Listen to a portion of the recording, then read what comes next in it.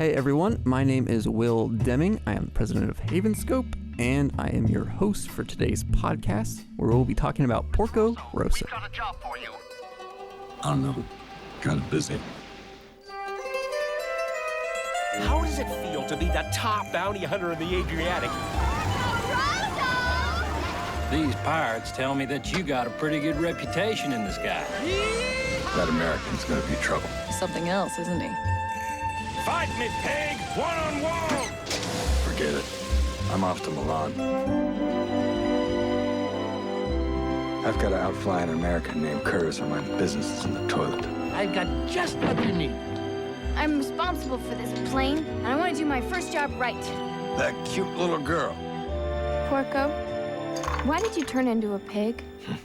All middle-aged men are pigs. And on today's podcast, we have myself as well as no one. Yep, it's actually just me for this episode today. Everyone else died. No, they did not actually die. Don't worry about that. It's a bad joke. But either way, it's just me, and today I am going to be talking to you about Studio Ghibli and the legendary Hayao Miyazaki's Porco Rosso, which is a 1992 film about a ex-World War I fighter pilot turned bounty hunter and also turned into a pig. Or at least, I guess his body's not a pig, it's his head, it's a pig. Either way, he's got a curse, basically, that he's got the head of a pig, and honestly, even if it wasn't a curse, it kind of seems like he's kind of full of a lot of self-loathing and lost that connection to humanity that you maybe need to not be cursed to be a pig.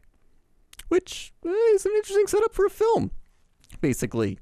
In general, the movie has a little bit more of like a laid-back feel than I was expecting.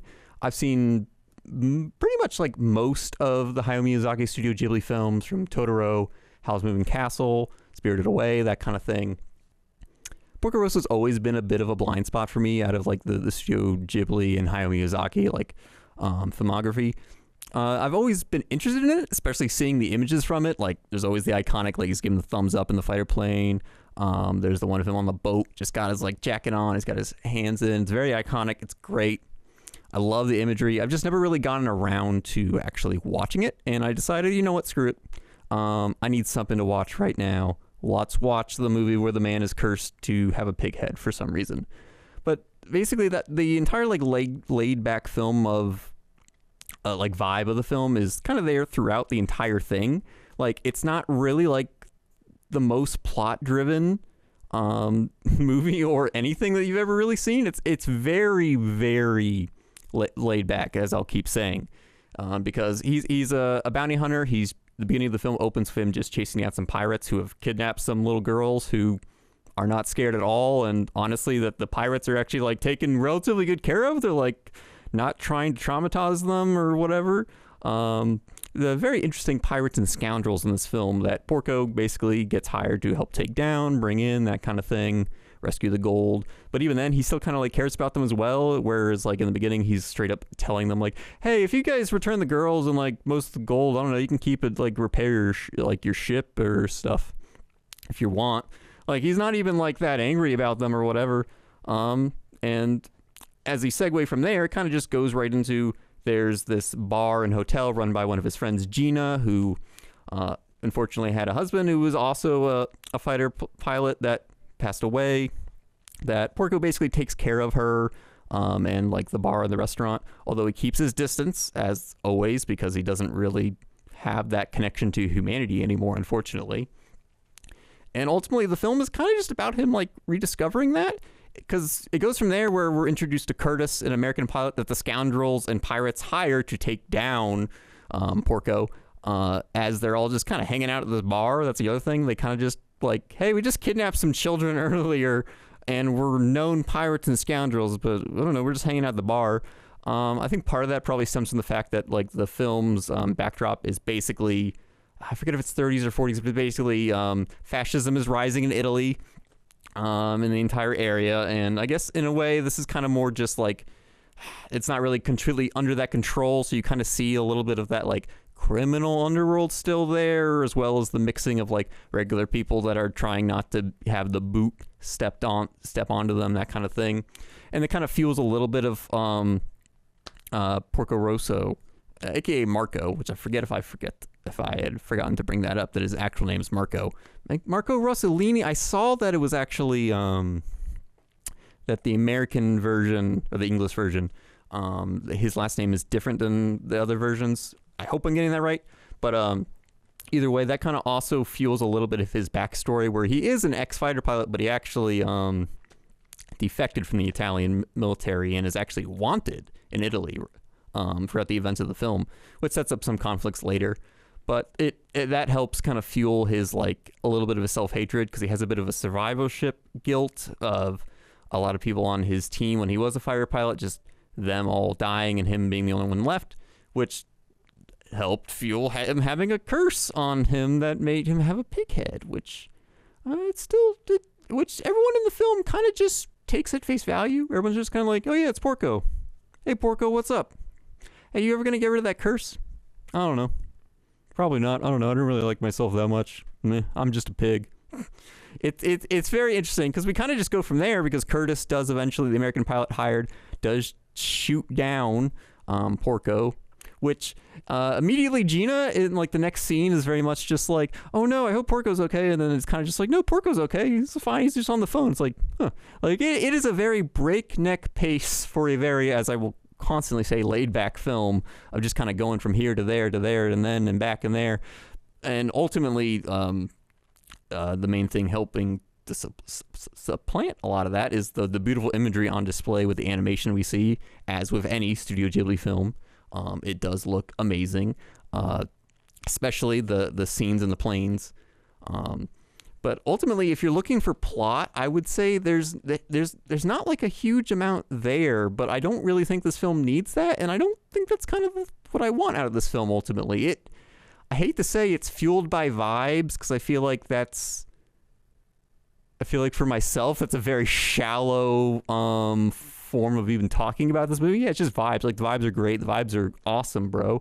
That kind of thing. But honestly, that's kind of what's there. It's not like the deepest, most like thought-provoking film in the world. It's about a guy rediscovering his humanity through the friendships that he forges in unlikely places, as we see with the granddaughter of one of the mechanics that he goes to help rebuild his plane after his fight with Curtis in the beginning of the film, especially because there's a little bit of that misogynistic touch to Porco that he himself eventually kind of realizes, oh, you know what, okay, yeah, women can do this, that kind of thing.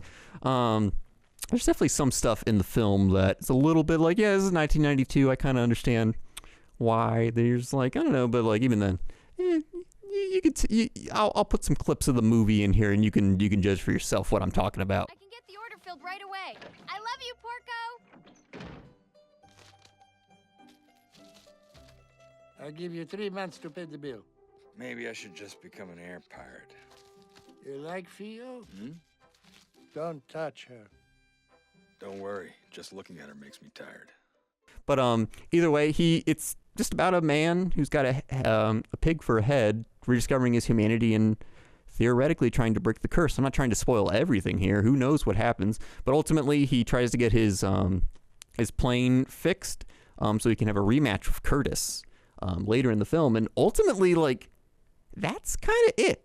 Like, I've kind of, even though I just said, like, oh, I hope I'm not spoiling the whole movie, I've kind of just talked about the whole movie here.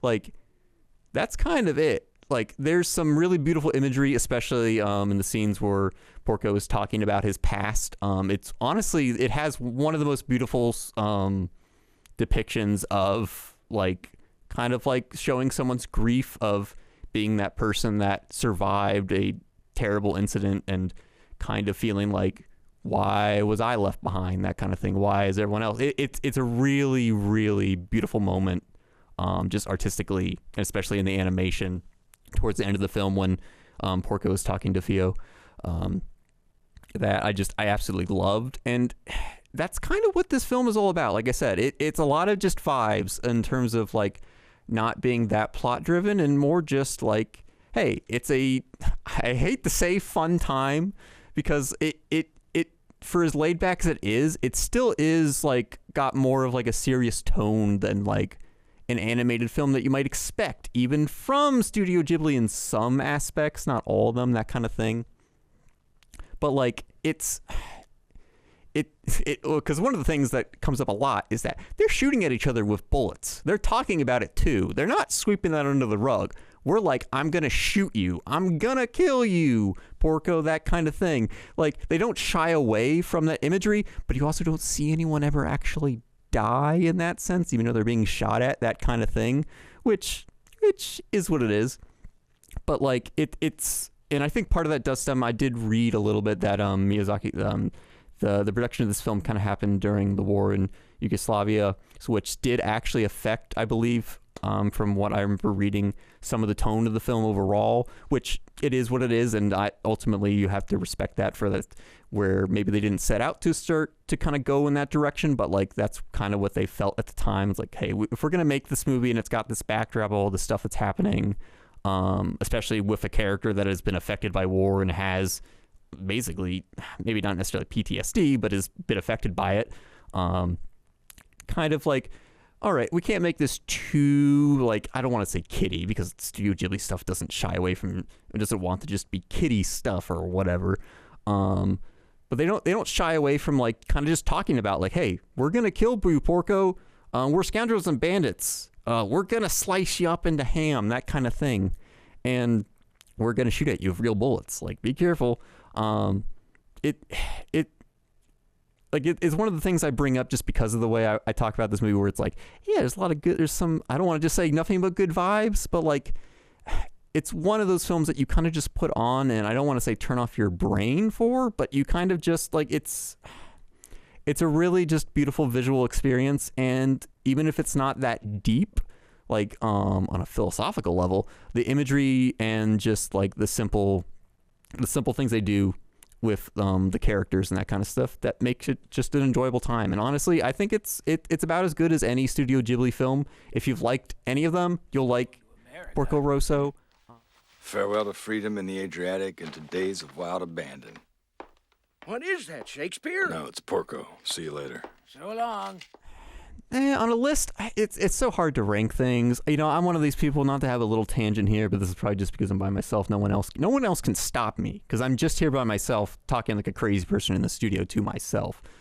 In general, I don't really like to rank too much stuff in terms of just like, this is better than that, this is terrible, this is worse than that, never watch this one or whatever. Only watch this one on a Tuesday if you're feeling down and hate yourself or something like that. Like, so I'm not really quite sure where I put Porco Rosso ultimately on a Studio Ghibli like ranking, but I think ultimately it's really worth your time. The animation is top notch like usual Studio Ghibli, and I think honestly you'll get more out of the film than you're maybe expecting, especially hearing me like blabber on about it as much as I am.